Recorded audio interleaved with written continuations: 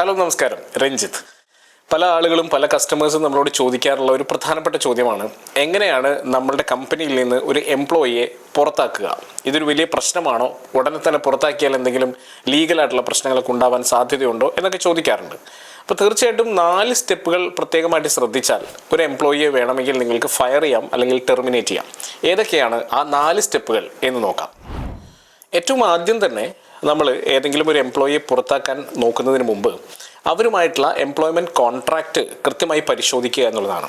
അപ്പോൾ പലപ്പോഴും നമ്മളുടെ SMEസിലൊക്കെ ഉണ്ടാകുന്ന ഒരു വലിയ പ്രശ്നം എംപ്ലോയ്മെൻറ്റ് കോൺട്രാക്റ്റോ അല്ലെങ്കിൽ ഓഫർ ലെറ്ററോ ഒന്നും പലപ്പോഴും വെച്ചിട്ടുണ്ടാവില്ല എന്നുള്ളതാണ്. അങ്ങനെയാണെങ്കിൽ തീർച്ചയായിട്ടും ഫയർ ചെയ്യുമ്പോൾ പല കാര്യങ്ങൾ ആലോചിക്കേണ്ടതുണ്ട്. ഷോപ്സ് ആൻഡ് എസ്റ്റാബ്ലിഷ്മെൻറ്റ്സ് ആക്ട്, അതുപോലെ ഡിസ്പ്യൂട്ട്സ് ആക്ട് പോലുള്ള പല കാര്യങ്ങളും ശ്രദ്ധിച്ചിട്ട് മാത്രമേ നിങ്ങൾക്ക് ഒരു തീരുമാനമെടുക്കാൻ പറ്റൂ. അതുകൊണ്ടാണ് നിർബന്ധമായിട്ടും ഒരു ഓഫർ ലെറ്റർ അല്ലെങ്കിൽ ഒരു എംപ്ലോയ്മെൻറ്റ് കോൺട്രാക്റ്റ് ഒക്കെ ആദ്യം വെക്കണം എന്ന് പറയുന്നത്. അങ്ങനെയാണെങ്കിൽ അതിനകത്ത് കൃത്യമായിട്ട് നിങ്ങൾക്ക് ടേംസ് എഴുതി പിടിപ്പിക്കാവുന്നതാണ്.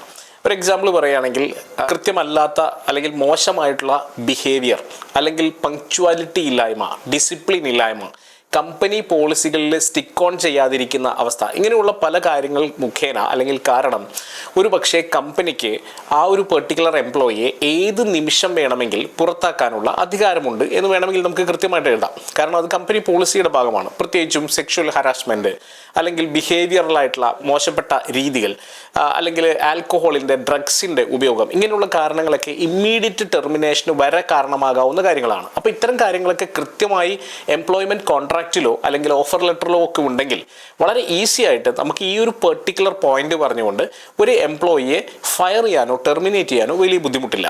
പക്ഷേ എംപ്ലോയ്മെൻറ്റ് കോൺട്രാക്റ്റ് ഒന്നും ഇല്ലെങ്കിൽ ആക്ച്വലി യാതൊരു തരത്തിലുള്ള ബാധ്യതകളും ആ എംപ്ലോയിക്ക് ഇല്ല എന്നുള്ളൊരു സാധ്യത അവിടെ നിലനിൽക്കുന്നുണ്ട് എന്നുള്ളതാണ് സത്യം. അപ്പോൾ അതുകൊണ്ട് തന്നെ ദയവ് ചെയ്ത് റിക്രൂട്ട് ചെയ്യുന്ന സമയത്ത് കൃത്യമായിട്ടുള്ള എഗ്രിമെൻറ്റുകളും കോൺട്രാക്റ്റുകളും ഓഫർ ലെറ്ററുകളും ഒക്കെ സൈൻ ചെയ്തുകൊണ്ട് കൊണ്ടുവരാനായിട്ട് ശ്രമിക്കുക. രണ്ടാമത്തേത്, കൃത്യമായിട്ടുള്ള ഒരു ഇൻവെസ്റ്റിഗേഷനും ഡോക്യുമെൻറ്റേഷനും നടത്തുക എന്നുള്ളത് നമ്മുടെ റെസ്പോൺസിബിലിറ്റിയാണ്. ചിലപ്പോൾ ഏതെങ്കിലും ഒരു പെർട്ടിക്കുലർ കുറ്റം ആരോപിക്കപ്പെട്ട ഒരാളായിരിക്കും, അല്ലെങ്കിൽ അയാളെ ആയിരിക്കും നമ്മൾ ടെർമിനേറ്റ് ചെയ്യാനായിട്ട് ട്രൈ ചെയ്യുന്നത്. ചിലപ്പോൾ ആരോപണം മാത്രമായിരിക്കാം. അപ്പോൾ അതുകൊണ്ട് തന്നെ ഇപ്പോൾ ഫോർ എക്സാമ്പിൾ ഡ്രഗ് ഉപയോഗിച്ചുകൊണ്ട് ഓഫീസ് പ്രമൈസസിൽ വരികയും വളരെ മോശപ്പെട്ട രീതിയിൽ ബിഹേവ് ചെയ്യുകയും ചെയ്തു എന്നുള്ളത് ചിലപ്പോൾ ഒരു ആരോപണം മാത്രമായിരിക്കാം. അപ്പോൾ അത് കൃത്യമാണോ എന്നുള്ളത് പരിശോധിക്കുക എന്നുള്ളത് വളരെ പ്രധാനമാണ്.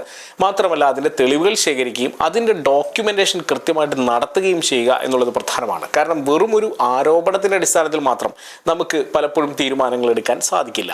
മാത്രമല്ല ഇത്തരത്തിലുള്ള ഒരു ഇൻസിഡൻറ്റ് മറ്റുള്ള ആളുകളെ അല്ലെങ്കിൽ കമ്പനിയുടെ ടോട്ടൽ അറ്റ്മോസ്ഫിയറിനെ എങ്ങനെ ബാധിക്കുന്നു എന്നുള്ളത് കൂടി കണക്കിലെടുക്കേണ്ടതുണ്ട്.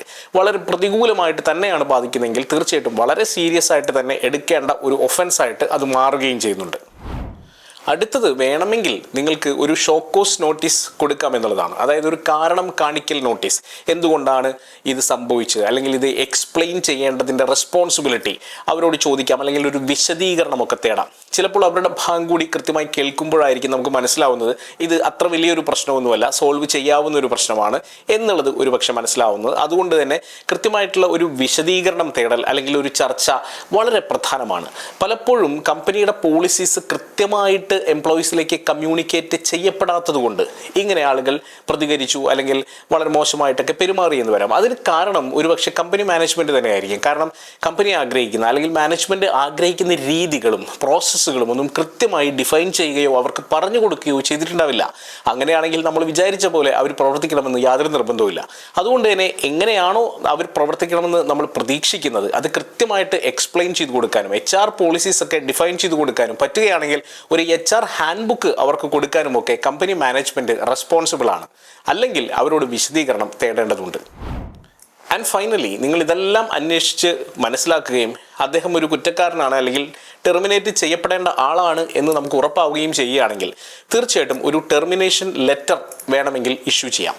ടെർമിനേഷൻ ലെറ്റർ ഇഷ്യൂ ചെയ്യുമ്പോൾ പ്രത്യേകിച്ചും ആ കോൺട്രാക്റ്റുമായിട്ട് കണക്ട് ചെയ്തുകൊണ്ട് തന്നെ വേണം അത് ചെയ്യാനായിട്ട്.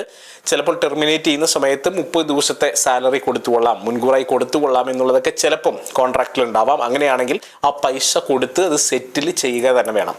ഒപ്പം തന്നെ കമ്പനിക്ക് തിരിച്ചു തരേണ്ട ചില സാധനങ്ങൾ ഒരുപക്ഷെ ഉണ്ടാവും. അദ്ദേഹം ഉപയോഗിച്ചിരുന്ന എക്യുപ്മെൻറ്റ്സ് ആയിരിക്കാം, ചിലപ്പോൾ ഫോണായിരിക്കാം, ID കാർഡ് ആയിരിക്കാം.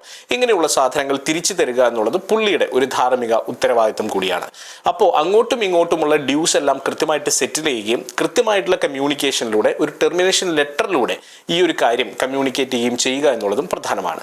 ഇങ്ങനെ ഒരു പ്രോസസ്സ് സ്വീകരിക്കുകയാണെങ്കിൽ തീർച്ചയായിട്ടും അത് വളരെ പ്രോപ്പറായിട്ടുള്ള ലീഗലായിട്ടുള്ള ഒരു പ്രോസസ്സിലൂടെ തന്നെ പോവുകയാണെങ്കിൽ, പ്രത്യേകിച്ചും നമ്മളുമായിട്ട് ബാധിക്കാൻ സാധ്യതയുള്ള എല്ലാ ലേബർ ആക്റ്റുകളും നോക്കിക്കൊണ്ട് അതിനനുസരിച്ച് സ്റ്റിക്ക് ഓൺ ചെയ്തുകൊണ്ട് തന്നെ പോവുകയാണെങ്കിൽ ഒരു സംശയമില്ല, നിങ്ങളുടെ ആ പ്രോസസ്സിനകത്ത് നിൽക്കാത്ത, നിങ്ങളുടെ പോളിസീസ് അനുസരിക്കാത്ത, നിങ്ങളുടെ കമ്പനിയുടെ കൾച്ചറുമായിട്ട് ചേരാത്ത എംപ്ലോയീസിനെ ടെർമിനേറ്റ് ചെയ്യുന്നതിൽ യാതൊരു തരത്തിലുള്ള പ്രശ്നങ്ങളുമില്ല. അത് കൃത്യമായിട്ട് തന്നെ ഫോളോ ചെയ്യണം എന്ന് മാത്രം. അനാവശ്യമായിട്ടുള്ള രീതിയിൽ ദുരുപയോഗം ചെയ്യുമ്പോൾ മാത്രമാണ് ഇതൊരു വലിയ പ്രശ്നമായിട്ട് മാറുന്നത്. കൃത്യമായി നിങ്ങളുടെ കമ്പനി പോളിസിക്ക് അനുസരിച്ച് ചെയ്യുകയാണെങ്കിൽ തീർച്ചയായിട്ടും ഇത് കൃത്യമായി ഉപയോഗിക്കാവുന്ന ഒന്ന് തന്നെയാണ്.